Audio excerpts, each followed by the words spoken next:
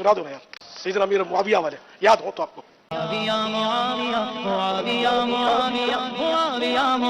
जिससे रूठ जाए तो रसूल उससे रूठ जाए। हसन हुसैन को गालियां बकने वाला, धमकियां देने वाला, कत्ल करने वाला, उसके बारे में फजाइल की बातें की जा सकती है?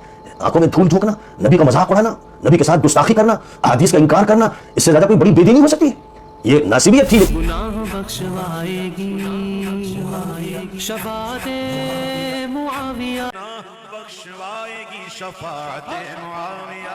कोई ये ना कहे कि मैं नहीं समझा, हमारे हजरतों ने, हमारे मौलवियों ने, हमारे मुफ्तियों ने ये बताया, ये मुफ्ती है जो तुम्हें जहन्नम ले जाएंगे। अस्सलाम वालेकुम दोस्तों, आज की वीडियो में आप देखेंगे कि अवैस रज़ा कादरी बहुत बड़े नात खान हैं और इसके साथ तारुल कादरी, आपको पता होगा कि मशहूर और मरूफ नात खान है बरेली मकातब फिगर के अंदर। तो उन्होंने रसूलुल्लाह सल्लल्लाहु अलैहि वसल्लम के ऊपर जो है वो झूठ मंसूब किया, लेकिन फिरका परस्त उलमा को ये हिम्मत नहीं हुई कि उनको रोके कि ये काम आप गलत कर रहे हैं, ये रसूल सल्लल्लाहु अलैहि वसल्लम की तरफ ये झूठ मंसूब है। लेकिन नहीं, सिर्फ और सिर्फ इन्होंने बनु उमैया का दिफा करना है और ये कहना है कि नहीं, मौला अली अलैहिस्सलाम के खिलाफ जो भी आए वो हक के ऊपर थे, यानी मौला अली अलैहिस्सलाम अहले बैत किराम का दिफा नहीं करना, सिर्फ और सिर्फ बनु उमैया का दिफा करना है। और इसके अलावा जो भी बंदा इस हवाले से कोई भी बात करता है तो किसी भी हवाले से मतलब ये दूसरों के ऊपर लगाते हैं कि ये बंदा जो है ये गुस्ताखे रसूल है। दोस्तों, मैंने एक वीडियो देखी जिस वीडियो के अंदर तारुल कादरी नात खान जो है उसका ये कहना है कि जिससे हज़रत मुआविया नाराज हो जाए उससे रसूल सल्लल्लाहु अलैहि वसल्लम भी नाराज हो जाते हैं। यहाँ पर इनसे पूछे ये किस हदीस में लिखा हुआ है कि रसूल सल्लल्लाहु अलैहि वसल्लम ये फरमाया कि हज़रत मुआविया जिससे नाराज हो जाएं उससे मैं भी नाराज हो जाता हूँ। यहाँ पर इनका इल्मी लेवल आप देख सकते हैं। इन्होंने हज़रत मुआविया की शान इस कदर बढ़ा दी है कि इन्होंने रसूलुल्लाह सल्लल्लाहु अलैहि वसल्लम के ऊपर भी झूठ मंसूब करना शुरू कर दिया। और इसके साथ साथ अवैस रज़ा कादरी साहब जो हैं उन्होंने रिसेंटली एक गुस्ताखी भी की थी और इसके अलावा एक मनकबत पढ़ रहे थे हज़रत मुआविया के हवाले से, गुनाह बख्शवाएगी शफाअत मुआविया, यानी क़यामत वाले दिन हज़रत मुआविया की शफाअत जो है वो हमें बख्शवाएगी। जबकि दूसरी तरफ तो हदीसों में, कुरान में हमें ये मिलता है आसा अन यबअसका रब्बुका मकाम महमूदा, कि अल्लाह ताला कुरान पाक में ये फरमाता है कि ए नबी हम तुम्हें मकाम महमूद पर फाइज करेंगे क़यामत वाले दिन। और वो मकाम महमूद क्या है कि नबी करीम सल्लल्लाहु अलैहि वसल्लम जो हैं वो क़यामत वाले दिन उम्मतियों की शफाअत करेंगे। तो यहाँ पर आप देख सकते हैं कि सहाबा कराम के बारे में तो ये नहीं फरमाया, और दीगर जो शहीद हैं, हाफिज कुरान है, वो शफाअत करेंगे। यहाँ पर ये स्पेसिफिक ये बात कर रहे हैं हज़रत मुआविया के हवाले से। ये बात जो है ये कहाँ से साबित है, ये हदीस कहाँ पर है जिस हदीस के अंदर ये है कि हज़रत मुआविया जो है वो क़यामत वाले दिन शफाअत करेंगे। एक बंदे की आप शान बढ़ा चढ़ा कर बयान कर रहे हैं और उसके बदले में आप रसूल सल्लल्लाहु अलैहि वसल्लम के ऊपर झूठ बांध रहे हैं, नाउज़ु बिल्लाह अस्तग़फिरुल्लाह। यहाँ पर किसी भी उलमा की हिम्मत नहीं होनी कि उनके ऊपर फतवा लगाए और ये कहे कि ये आपने रसूल सल्लल्लाहु अलैहि वसल्लम के ऊपर झूठ मंसूब किया है, झूठ बोला है। और नबी करीम सल्लल्लाहु अलैहि वसल्लम की हदीस भी है कि नबी करीम सल्लल्लाहु अलैहि वसल्लम ने फरमाया जिसने मेरी तरफ झूठ मंसूब किया वो अपना ठिकाना जहन्नुम में देख ले। जाहिर सी बात है ये लोग जो ये क्या कर रहे हैं, नात खान अपने से बातें बढ़ा चढ़ा कर बयान कर रहे हैं। मैं चाहता हूँ वीडियो देखें उसके बारे में। सैयदना अमीर मुआविया वाले याद हो तो आपको। मुआविया मुआविया मुआविया मुआविया मुआविया मुआविया मुआविया मुआविया मुआविया मुआविया मुआविया मुआविया मुआविया मुआविया मुआविया मुआविया मुसल्लम सबूत है फजीलत मुआविया, मुसल्लम सबूत है फजीलत मुआविया, आया शम्स की तरह करामत मुआविया। मुआविया मुआविया मुआविया मुआविया मुआविया मुआविया मुआविया मुआविया मुआविया, वो जिससे रूठ जाए तो रसूल उससे रूठ जाए, वो जिससे रूठ जाए तो रसूल उससे रूठ जाए। नबी से इस तरह की है क़राबत मुआविया, नबी से इस तरह की है क़राबत मुआविया। मुआविया मुआविया मुआविया मुआविया मुआविया मुआविया मुआविया मुआविया मुआविया मुआविया मुआविया मुआविया।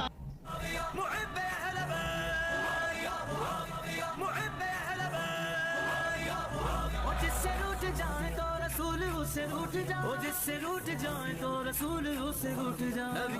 गुनाह बख्शवाएगी शफाअते मुआविया, तेरी ज़ाहिरब बाई तेरी ज़ाहिरब इताअते मुआविया।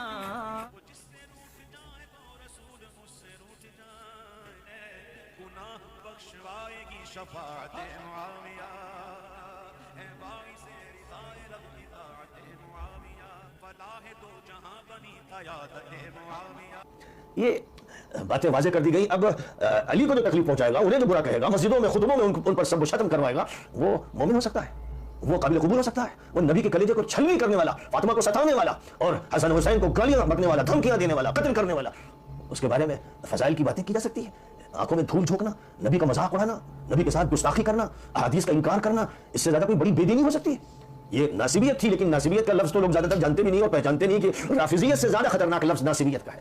رافضی وہ ہے جو ابو بکر عمر کو عثمان کو برا کہتا ہے، اور ناصبی وہ مجرم ہے جو حضور کا کلیجہ چھلنی کرتا ہے۔ جو جھوٹی تعویلیں ناصبی کرتے ہیں، اپنے جرائم کو چھپانے کے لیے جو حرکتیں کرتے ہیں، وہ ایسی ایسی تماشے کی حرکتیں ہوتی ہیں کہ فرشتے بھی حیران رہتے ہیں اور لعنت بھیجتے ہیں ایسے مجرموں پر کہ جو الفاظ میں تعریف کرتے ہیں، قرآن میں تعریف کرتے ہیں، حدیثوں میں تعریف کرتے ہیں، اور وہ آج جب یہ حرکتیں کرتے ہیں تو وہ حضور کا ذیل پہنچاتے ہیں۔ محدثین اس پر متفق ہیں کہ کسی کے فضائل بھی احادیث میں اتنے نہیں وارد ہوئے جتنے علی علیہ السلام کے فضائل آئے ہیں۔ امام احمد بھی یہ کہتے ہیں، امام نسائی بھی یہ کہتے ہیں، امام حاکم بھی یہ کہتے ہیں، متعدد محدثین کبار کا یہ کہنا ہے کہ کسی کے فضائل یعنی ابوبکر صدیق عمر فاروق کے فضائل بھی وہ نہیں ہیں جو نبی اکرم صلی اللہ علیہ وسلم نے علی بن ابی طالب کے بیان کیے۔ کسی کے بارے میں نبی پاک علیہ السلام نے یہ نہیں کہا کہ وہ میرے لیے ایسے ہیں جیسے موسیٰ کے لیے ہارون، یہ حضرت علی کے لیے کہا، صحیح ترین حدیث میں ثابت۔ یہ کسی کے بارے میں نہیں کہا کہ قرآن اور میرے اہل بیت اور علی کو کھڑا کیا اور سب کے سامنے کیا، اور کسی کے بارے میں یہ نہیں کہا کہ من کنت مولا فعلی مولا۔ حضرت ابوبکر کے بارے میں یہ نہیں کہا، حضرت عمر کے بارے میں نہیں کہا، حضرت عثمان کے بارے میں نہیں کہا۔ جو کہا وہ محفوظ ہے، وہ بخاری میں ہے، مسلم میں ہے، ترمذی میں ہے، ساری حدیثیں معلوم ہے، طلبہ کو معلوم ہے، اساتذہ کو معلوم ہے، ان کے جو بھی فضائل بیان کیے گئے ہیں وہ سچ ہیں، وہ ان کے فضائل ہیں۔ لیکن جو علی بن ابی طالب کے فضائل بیان کیے گئے ہیں وہ بالکل منفرد ہیں، کیونکہ حضور نے یہ بات ارشاد فرما دی کہ علی میرے ہیں، میں علی کا ہوں، وہ علی میرے نمائندہ، میرا جز ہے، میرا حصہ ہے۔ جو حضور کے لاڈلوں اور شہیدوں کو گالی بکتا ہے، جو علی کے خلاف بولتا ہے اور تمام مسجدوں میں خطبہ کو آرڈر دیتا تھا کہ علی پر لعن طعن کیا جائے، جو مسجد نبوی میں جو اسی ظالم و مجرم حکمران کا گورنر تھا مروان ملعون، جس کو نبی پاک علیہ السلام نے ملعون کہا تھا، حضرت عائشہ صدیقہ رضی اللہ تعالی عنہا کی حدیث ہے کہ نبی پاک علیہ السلام نے مروان کے باپ حکم اور اس کی اولاد کو ملعون قرار دیا تھا۔ حضرت عبداللہ ابن زبیر کی حدیث ہے کہ رب کعبہ کی قسم میں نے حضور سے سنا کہ حکم اور اس کی اولاد ملعون ہے، مروان کو ملعون قرار دیا گیا، اور نبی نے فرمایا تھا کہ میں نے دیکھا، یعنی غیب کے عالم میں ایک منظر دیکھا کہ مسجد نبوی میں میرے منبر پر بندر کود رہا ہے، تو یہ وہ مجرم ملعون مروان تھا جو حضرت علی کو مسجد نبوی میں گالیاں دیتا تھا، جس پر ام سلمہ تڑپ اٹھی۔ انہوں نے ایک پرچہ معاویہ کو لکھا کہ اب کیا مسجد نبوی میں نبی کو گالیاں دی جائیں گی؟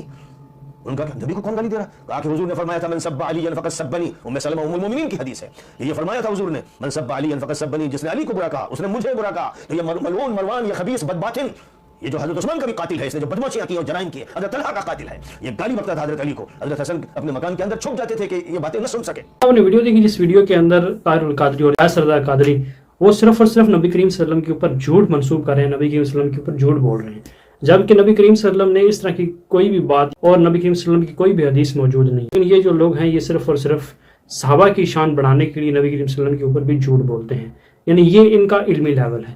اور ہمارے جو کرما گوم بہن بھائی مسلمان جو بریلوی حضرات ہیں ان کو شرم نہیں آ رہی کہ ان لوگوں کے اوپر گرفت کریں جو علماء کرام ہیں۔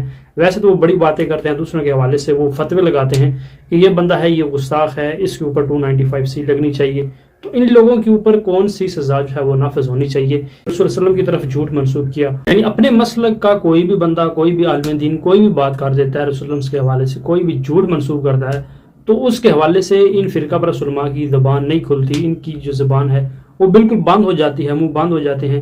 جبکہ دوسرے مسلک کا کوئی بھی بندہ، کوئی بھی عالم دین، اگر اس کی زبان سے کوئی اس طرح کے الفاظ نکل جاتے ہیں، یہ صاحب یا دیگر کوئی بھی بندہ ہو، یعنی اس نے گستاخی کی نہیں ہوتی بلکہ دوسرے کو بتانے کے لیے اس کو کفر کو رپیٹ کیا جاتا ہے، پھر بھی یہ فرقہ پرست علماء اس بندے کے اوپر کفر کا فتویٰ لگا دیتے ہیں اور یہ کہتے ہیں کہ اس بندے کو صفحہ ہستی سے مٹایا جائے، اس بندے نے رسول اللہ صلی اللہ علیہ وسلم کی شان میں گستاخی کی ہے۔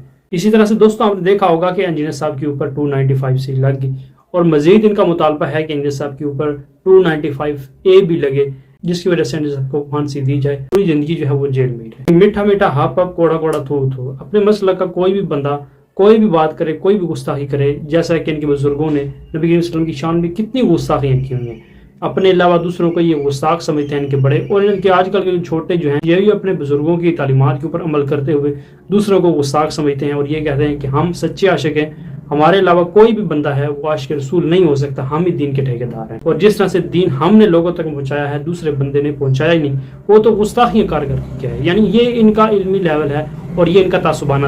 تو اب جو علماء یہ کہتے ہیں کہ رسول اللہ صلی اللہ علیہ وسلم سے ہم اتنی محبت کرتے ہیں، تو ان فرقہ پرست جو نعت حضرات ہیں ان کے اوپر فتوے لگائیں کہ انہوں نے رسول اللہ صلی اللہ علیہ وسلم کی طرف جھوٹ منسوب کیا۔ اللہ سے دعا اللہ تعالیٰ ہمیں حق سے بیان کرنے کی توفیق دے، اللہ تعالیٰ ہمیں محمد و آل محمد کرنے کی توفیق دے۔ ملتے ہیں نیکسٹ ویڈیو میں۔